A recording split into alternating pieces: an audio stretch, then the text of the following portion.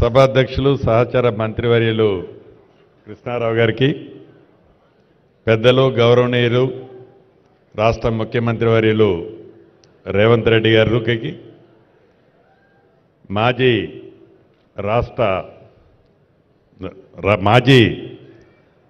ఉపరాష్ట్రపతి గారికి వెంకయ్యనాయుడు గారికి, అదే రకంగా మెగాస్టార్ చిరంజీవి గారికి, ఉప ముఖ్యమంత్రి బట్టి విక్రమార్క గారికి, మా సహచర మంత్రివర్యులు కోమటిరెడ్డి వెంకటరెడ్డి గారికి, సిఎస్ గారికి, అధికారులకు, అదే రకంగా పద్మశ్రీ గ్రహీత తెలంగాణ రాష్ట్రంలో వివిధ కళల్లో సాధించిన 6 పెద్దలున్నారు. వారందరికీ, వేదిక మీద ఉన్న అధికారులు, వేదిక మీద ఉన్న ప్రేక్షకులందరికీ మనస్ఫూర్తిగా హృదయపూర్వక నమస్కారం.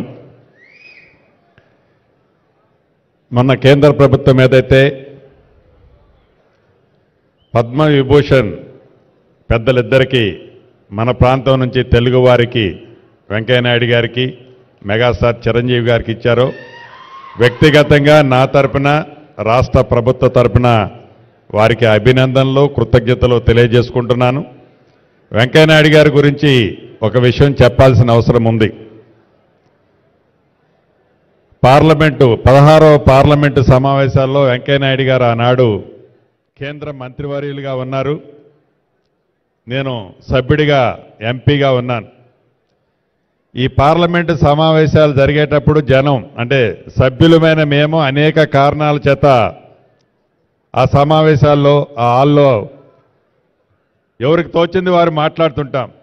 కానీ వెంకయ్యనాయుడు గారు మైక్ తీసుకున్నారు అంటే వారికి ఉన్న భాష మీద పొట్టు, అది ఏ భాష అన్నా కానివ్వండి, తెలుగు కానివ్వండి, హిందీ కానివ్వండి, ఇంగ్లీష్ కానివ్వండి, ఏ భాషలోనైనా ఆ సభని ప్రశాంతతలోకి తీసుకురావాలి అంటే వెంకయ్యనాయుడు గారు మైక్ తీసుకుంటేనే ప్రశాంతతగా వచ్చేది.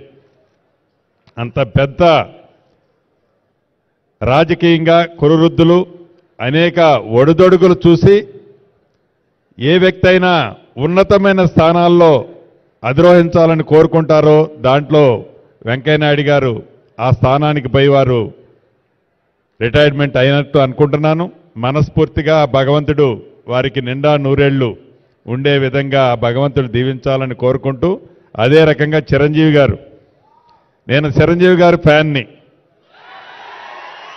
నా చిన్నతనంలో వారిది ఏ సినిమా వచ్చానో కూడా తప్పకుండా చూసేవాడిని.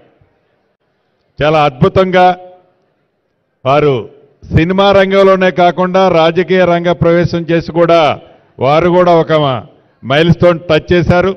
అదే రకంగా సంఘానికి కావాల్సిన మంచి అంటే బ్లడ్ బ్యాంక్ లాంటి అనేక మంచి కార్యక్రమాలు చేపట్టి ప్రజలకి కూడా వారు ఎంతో ఉపయోగపడ్డారు. మనస్ఫూర్తిగా వారిని కూడా భగవంతుడు చల్లగా నిండా నూరేళ్లు ఉండే విధంగా దీవించాలని, పద్మశ్రీ గ్రహీతలు ఎవరైతే ఉన్నారో కళాకారులు, కవులు, వారిని కూడా ఆ భగవంతుడు మనస్ఫూర్తిగా చల్లగా నిండా నూరేళ్లు ఉండే విధంగా చూడాలని నా పక్షాన, ఈ రాష్ట్ర ప్రభుత్వ పక్షాన మనస్ఫూర్తిగా కోరుకుంటూ సెలవు తీసుకుంటున్నాను. Thank you. Thank you sir.